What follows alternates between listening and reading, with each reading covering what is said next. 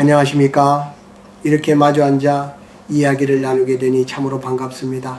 나는 오늘 여러분에게 아주 평범하지만 어쩌면 여러분의 남은 생을 송두리째 바꿀지도 모르는 이야기를 하려 합니다. 사람들은 나이가 들면 자꾸 무언가를 손에 쥐려 합니다. 마치 그것이 내 생명의 연장선이라도 되는 양 창고를 채우고 장식장을 채우지요. 하지만 내가 평생 글을 쓰고 말하며 깨달은 진리는 정반대였습니다. 나이가 들수록 낡은 물건을 곁에 두지 마라. 옛 선조들이 이토록 간곡히 당부했던 이 말 속에는 단순히 집을 깨끗이 하라는 차원을 넘어선 무서운 에너지의 비밀이 숨겨져 있습니다. 여러분, 한번 주변을 둘러보십시오.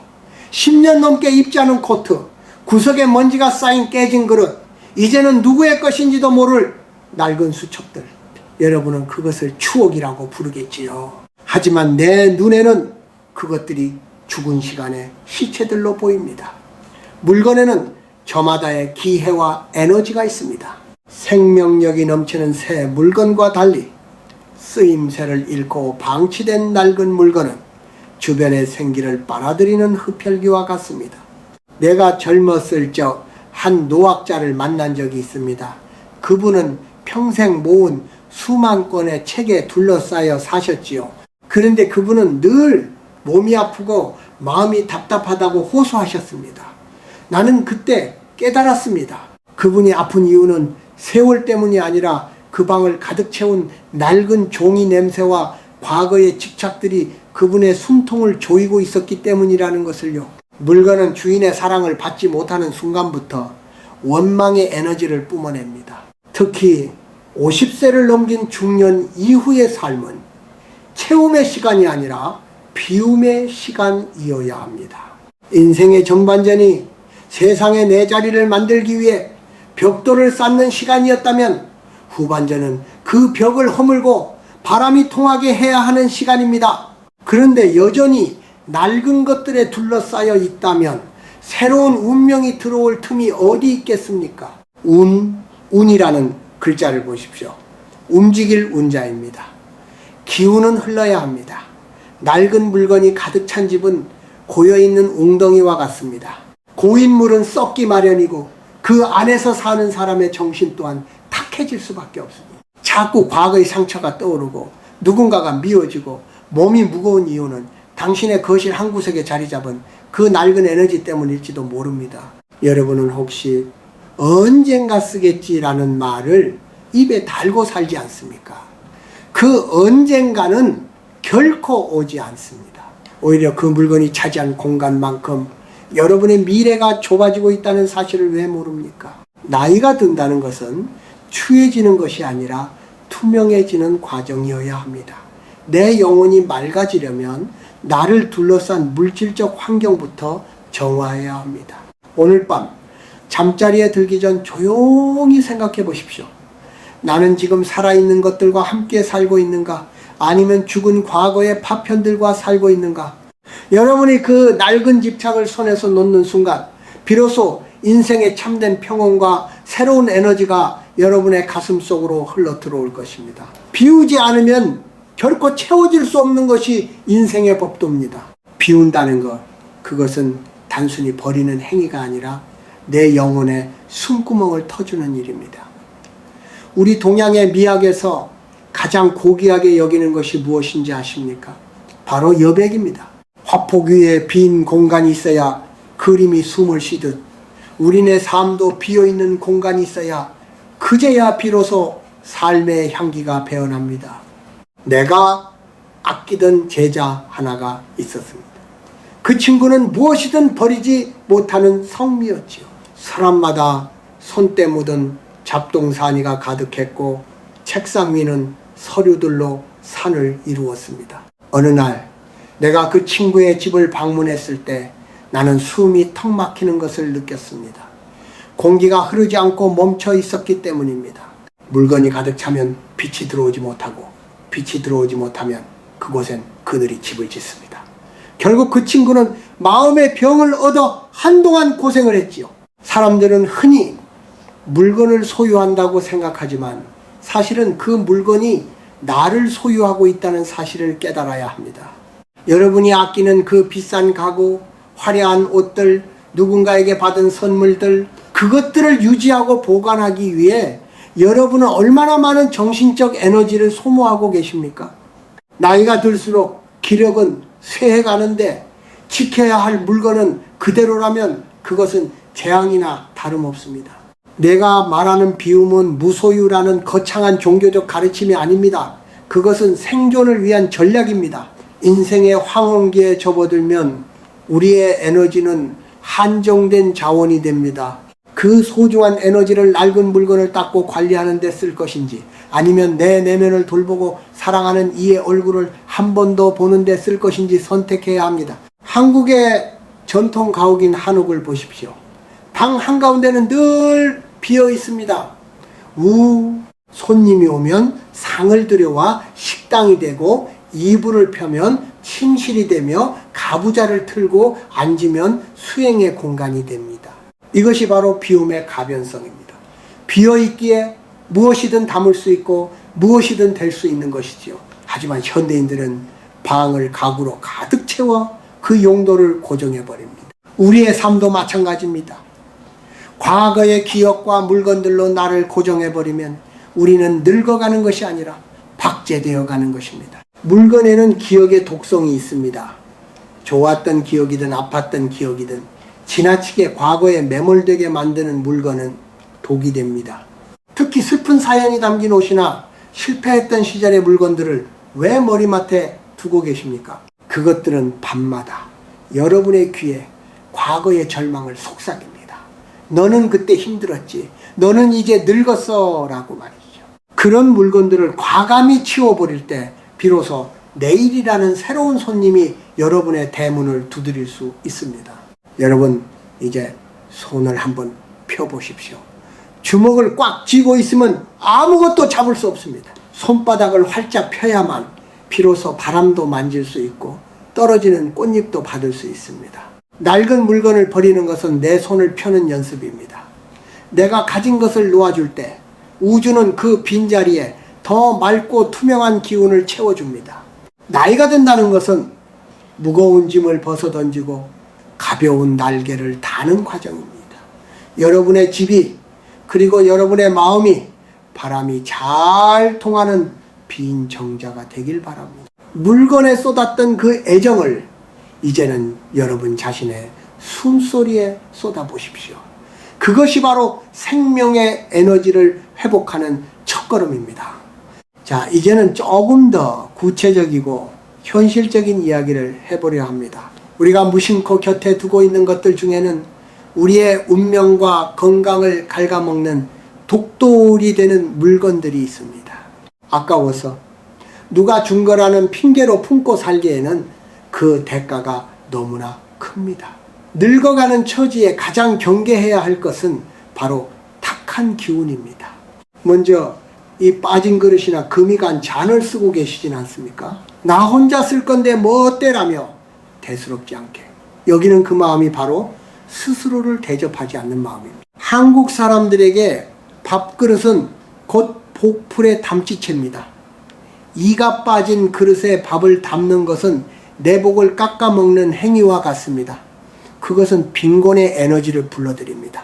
낡고 부서진 물건을 몸 가까이 두면 우리의 무의식은 나는 이런 대접을 받아도 되는 사람이다 라고 인식하게 됩니다. 스스로를 귀하게 여기지 않는데 세상 어느 누가 여러분을 귀하게 대하겠습니까? 다음으로는 죽은 것들을 치워야 합니다. 말린 꽃, 드라이 플라워를 예쁘다고 장식해둔 집이 많지요. 하지만 그것은 엄연히 생기를 잃은 식물의 시체입니다. 죽은 에너지는 살아있는 사람의 생기를 흡수합니다. 화초도 마찬가지입니다.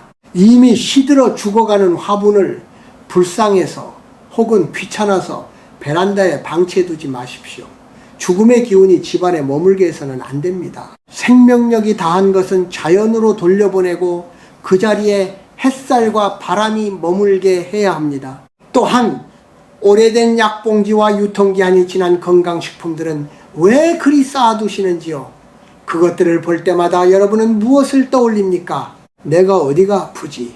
내가 늙었지 하는 병약한 생각뿐입니다. 약은 필요할 때만 곁에 두는 것이지 장식장처럼 쌓아두는 것이 아닙니다.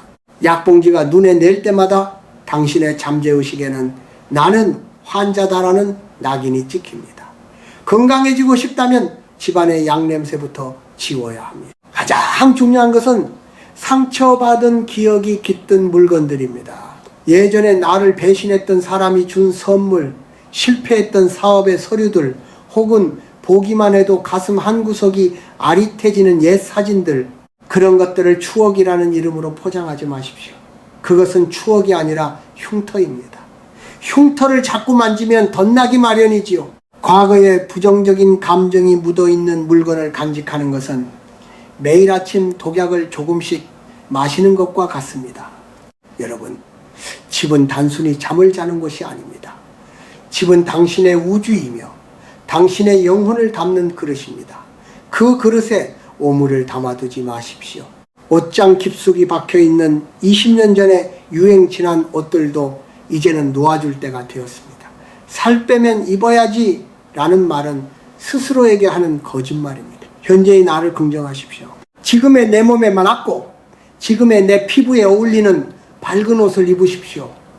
낡고 칙칙한 옷 속에 갇혀 있으면 당신의 인생도 칙칙해집니다. 물건에는 눈이 없지만 주인의 마음을 읽습니다. 당신이 물건을 정리하는 것은 당신의 삶을 정리하는 것이고 당신의 앞길에 쌓인 먼지를 털어내는 일입니다. 오늘 당장 봉투 하나를 들고 집안을 한 바퀴 돌아보십시오. 나를 슬프게 하는 것, 나를 병들게 하는 것, 나를 과거에 묶어두는 것들을 과감히 골라내십시오. 그것들을 내보낸 자리에 비로소 따스한 온기가 차오를 것입니다. 그것이 바로 노년을 건강하고 품위 있게 보내는 비결입니다. 이제 물건을 비워냈다면 그 다음으로 정리해야 할 것은 바로 우리 마음속의 관계와 태도입니다.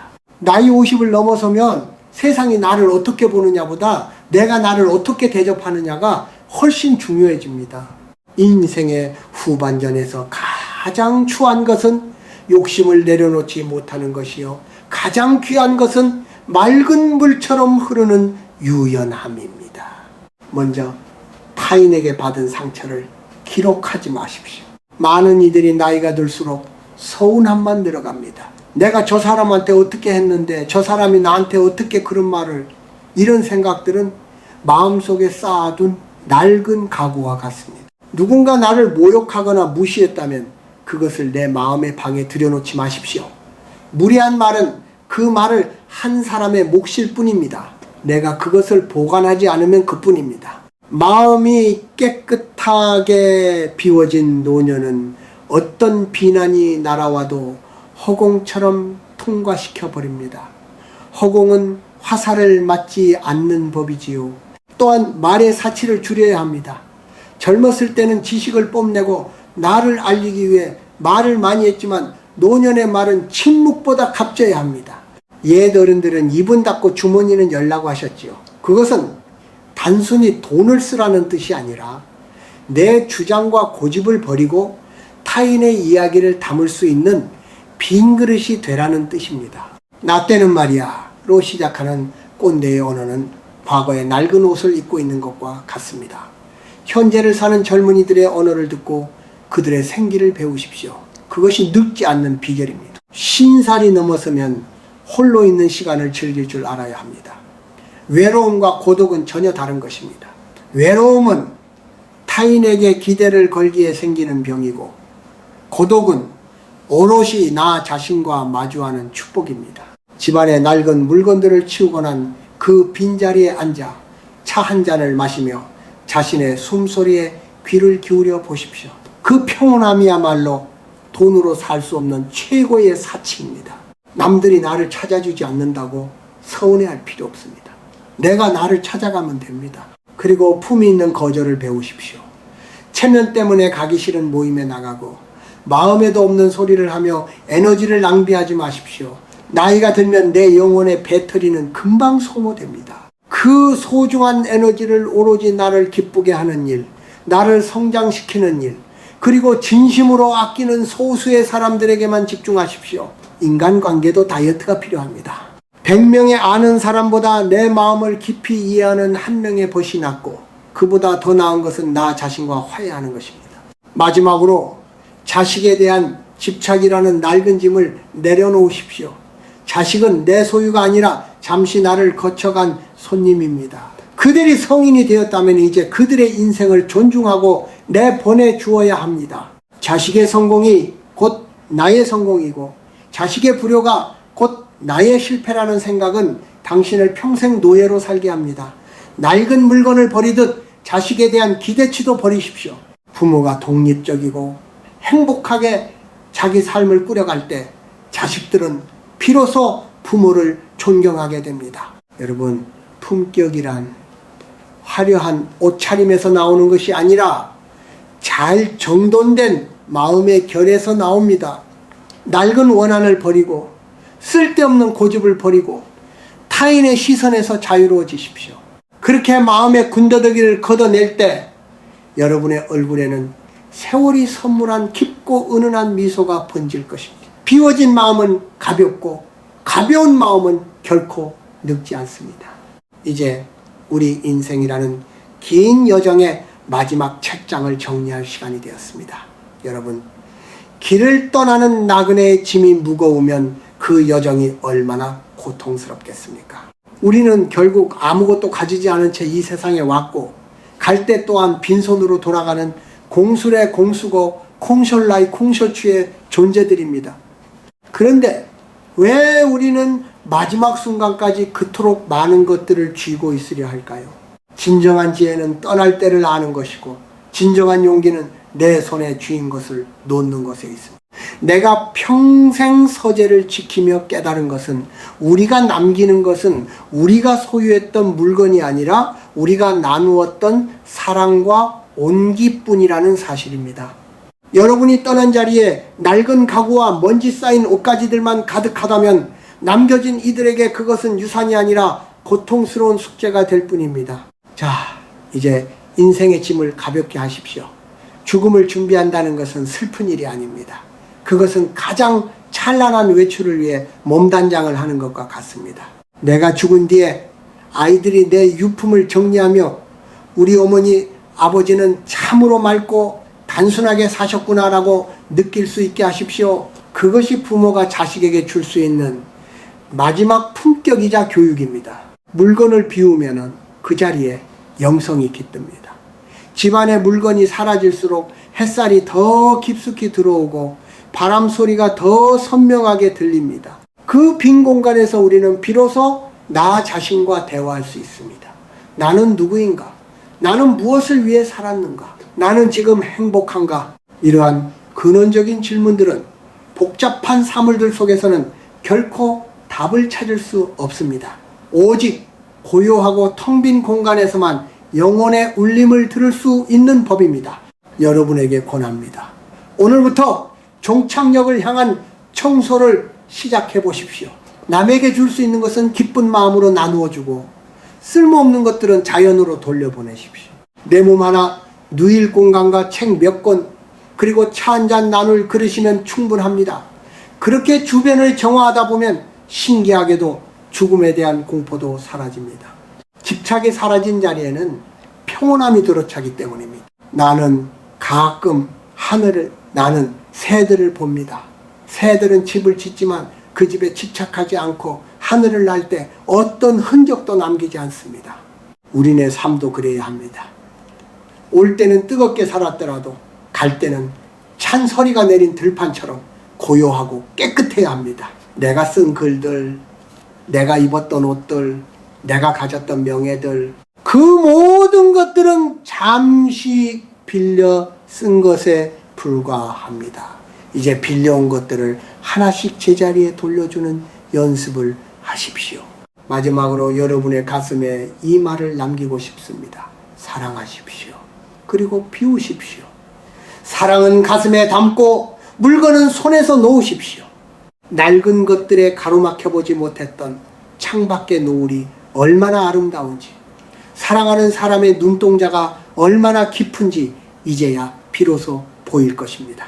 인생의 해가 저무는 시간은 어두운 시간이 아니라 세상의 모든 색이 가장 아름답게 물드는 시간입니다. 그 아름다운 황혼 속에서 부디 가벼운 몸과 맑은 영혼으로 평온한 안식을 누리시길 바랍니다.